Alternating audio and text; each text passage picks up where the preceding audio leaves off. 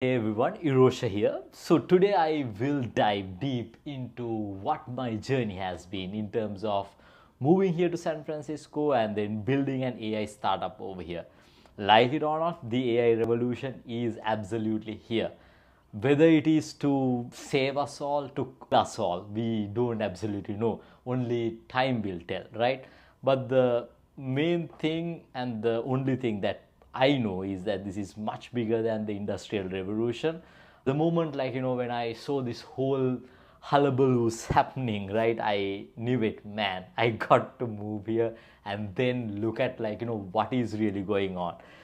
So, just as, when you're trying to do anything in life, it has not at all been an easy journey, right? It's absolutely been very good roller coaster ride, I would say, with a lot of ups and then a lot of downs, a lot of learnings, and then I would say, but all in all, it's been quite an amazing journey.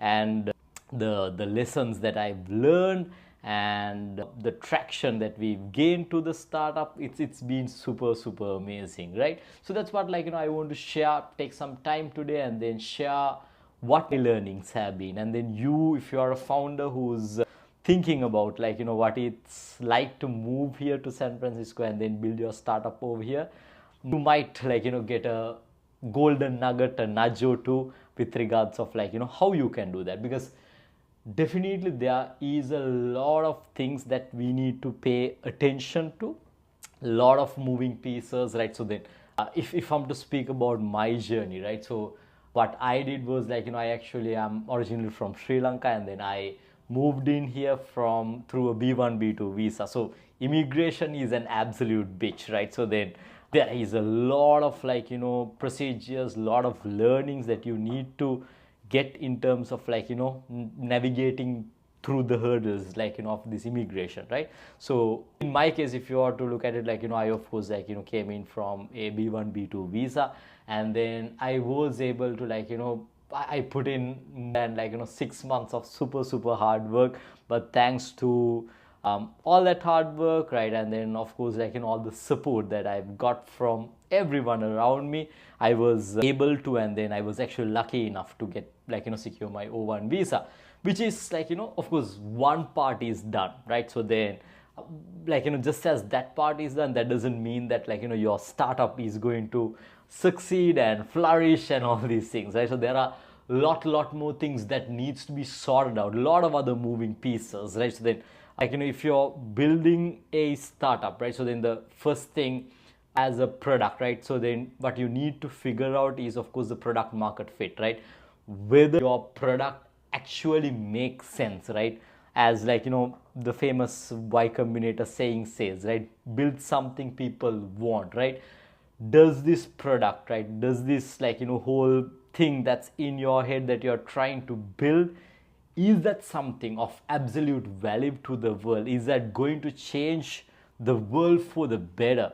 So finding this product market fit, I would say that's one of the main things that I put in quite a lot of time and hours into, right? So that's where, I went into all the possible events that I could get my hands on, spoke to all the possible people, right? And then try to get validation, feedback, right, to actually understand whether what you're building, it really makes sense, right? Is it contextual, right? Because now I've seen, of course, with the previous startups that I've been building, yes, I've understood, right, to some degree with regards of what would people be needing, right? But when you think about this whole AI landscape, it's a whole different ball game altogether, right? Because see, the level of change that is coming up on a very continuous basis is absurd, right? So you can't, there is no way that you can actually keep up with everything that's going on, right? So what, what I did was, I mean, this is something that worked out to me, and then, that I'm super thankful about, right, is about, building a very good strong set of people that can guide you, and then, that can help you to figure out, this thing called product market fit, right? So then I was enough to find out a good, like set up a good advisory board, right, to our product, right? So then I'm super thankful for that advisory board, right, which they actually helped, I mean, in terms of understand. I mean, yes, I'm quite a, I don't know, like, I don't know if I'm to call myself a daydreamer or like, thinking quite like, I don't know, I like to think very much outside the box, and then sometimes that the way that I think outside the box, it's way too outside the box, right? So that which doesn't fit in the current world whatsoever, right? So this advisory board that I was able to put together, like, they really helped me to actually stay grounded, right, in terms of like, okay, your idea is quite a moonshot idea, that's great, right? So you should keep at it.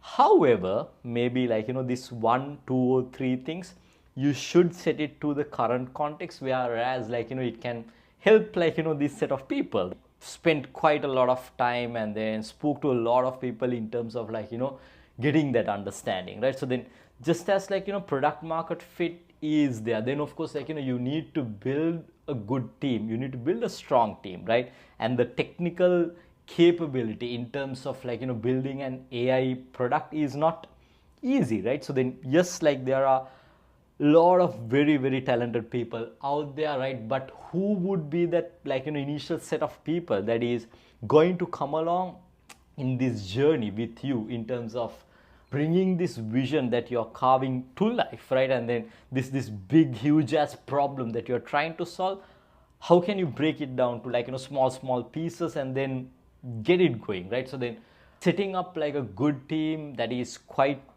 an absolute needed thing, right? So then also like, I mean, speaking of setting up a team, I would say the most important thing, if you're a business founder, you need a strong technical co-founder, and if you are a strong technical co-founder, you need a strong business founder, right? So then I can't like, harp on the importance of having a good co-founder, right? So that I'm super thankful for my co-founder Yasit, like, who's giving an amazing direction in terms of like, our technical roadmap is concerned, things that needs to be done.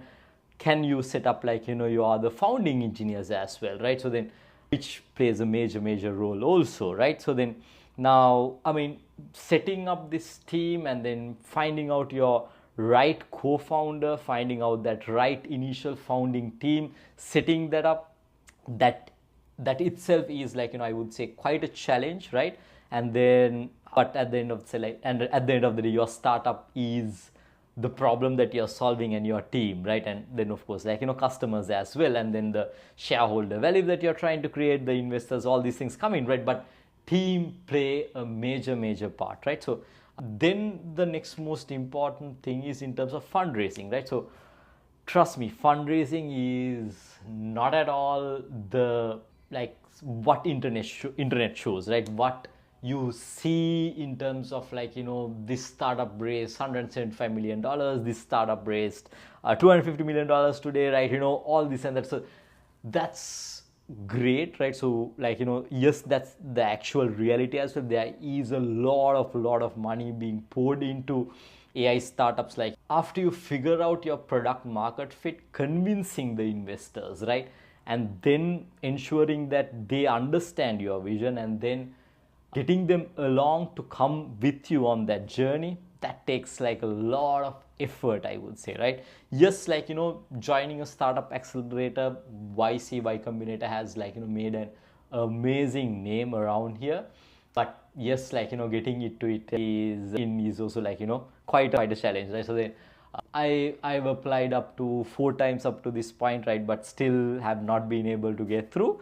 But like, yes, of course, like, I keep trying. There are people who's applied for 6 times and then got through, right? So then, I mean, like, it's a matter of time, luck, and then of course, like, you're doing a really good application, right? And then of course, traction plays a major role also, right? Which, I mean, in terms of like, say the 4 times that I've applied to right now, I would say the initial 2 times I applied as a solo founder, which like, YC doesn't like solo founders, right? Then the next time, like, third time that I applied, yes, the structure was good, right? But I think still we haven't really found that exact thing called product market fit, right? But now I can sleep a little bit better, right? Because we figured out this sweet spot of product market fit in terms of like, a large enough problem that we are going to solve, right? So just to speak a little bit about it, right? So then what we are solving at Marketrix is in terms of like, you've seen all these in-app support, right? So then you go into software product and then you need to figure out some sort of like, support. You need some support, right? So then what you would usually do is, yes, there is some sort of a chatbot within the product itself, right? And then you would speak to that chatbot. Most of the time it's an AI chatbot, and then you would try as much as possible to get past of this AI chatbot, right? To get through to a real agent. Then what would the real agent do? So it takes like quite a long time to get connected to a real agent, and then after you get connected to a real agent, what they would like usually do is do like a screen share session, and then like ask you to sort of click here, click there, like that sort of thing, and then guide you through this process, right? Which is quite a cumbersome process, right? So then now, in my personal experience, I was in a chat call with QuickBooks, right, the other day, and like it took more than 3 hours time in terms of getting my bank account connected to QuickBooks, because of there was some misconfiguration. And then this guy who was giving me support, he was like mostly probably a junior person. He had to go to his senior multiple times, right, and this and that, right? So then it took quite a long time, and it was such an awful experience, right? So then this is like sort of the landscape that's there right now with regards of in-app support is concerned, right? So what we are doing is we are building a simulated spatial understanding around your product, right? And like we guide the users to specific sections based on like whatever the areas, like whatever the objective that they want to like achieve, right? So that's the like gist of our product, right? So then like figuring out like for us to come into this point, figuring out things up to this point, it was like quite a journey, right?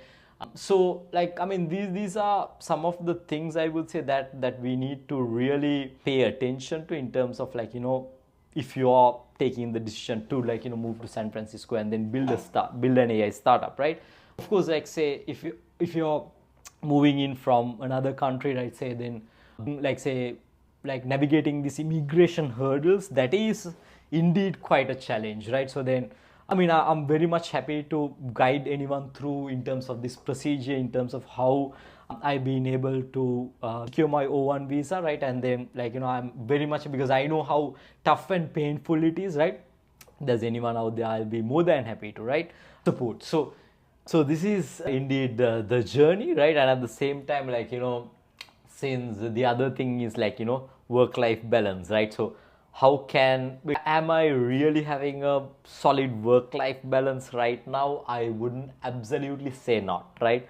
It's been like really putting in that super hard work day in and day out, right? So then I start my day at probably like 6:37 in the morning, like I come to the office, and then I leave at probably like 11 in the night, right? So these like what, and then repeat like over and over, right? So then, and weekends like is of course like no difference, right? So then Saturdays, like I try my level best to get a break, but once again, like starting from Sunday, you need to push forward, right? So then, especially since I've moved in here with my wife as well, that is like say making sure that you are keeping like that whole work-life balance together, that is like quite a challenging story, right? So then even though it's challenging, yes, it's actually doable, absolutely doable.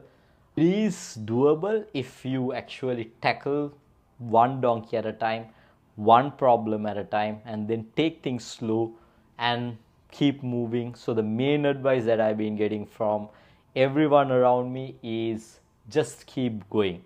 Just keep going until that point where you hit that first paid customer, you hit that like proper like investment, right? So that's essentially like the journey, and very much happy to have a chat if you also have plans in moving to San Francisco and then building your own AI startup as well. And I would love to wish everyone all the very best, all the founders out there, and keep building.